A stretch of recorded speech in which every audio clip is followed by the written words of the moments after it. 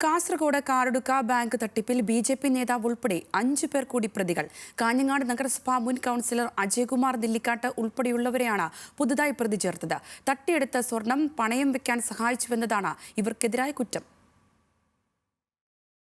CPIM നിയന്ത്രണത്തിലുള്ള Karadka agriculturist welfare സംഘത്തിൽ നിന്ന് 4.76 കോടി രൂപയുടെ തട്ടിപ്പ് നടത്തിയ കേസിലാണ് ബി.ജെ.പി. നേതാവ് ഉൾപ്പെടെ 5 പേരെ കൂടി പ്രതി ചേർത്തത്.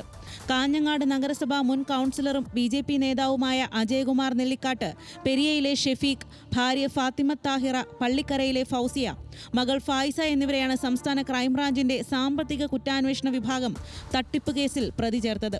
ഇതോടെ കേസിൽ ആകെ പ്രതികളുടെ എണ്ണം 11ആയി.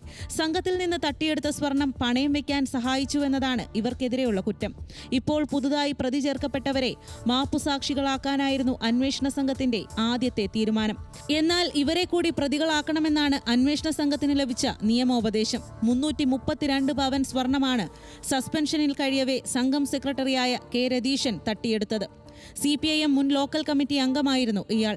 പള്ളിക്കര പഞ്ചായത്ത് അംഗവും മുസ്ലിം ലീഗ് പ്രാദേശിക നേതാവുമായ ബേക്കൽ ഹദ്ദാദ് നഗറിലെ കെ അഹമ്മദ് ബഷീർ, പറക്കളായി 7-ാം മൈലിലെ അബ്ദുൾ ഗഫൂർ, നെല്ലിക്കാട്ടെ A. അനിൽകുമാർ, പയ്യന്നൂരിലെ വാടക ക്വാർട്ടേഴ്സിൽ താമസക്കാരനും കണ്ണൂർ സ്വദേശിയുമായ അബ്ദുൾ ജബ്ബാർ, കോഴിക്കോട്ടെ C. നബീൽ എന്നിവരാണ് കേസിലെ മറ്റു പ്രതികൾ. ന്യൂസ് മലയാളം, കാസർഗോഡ്.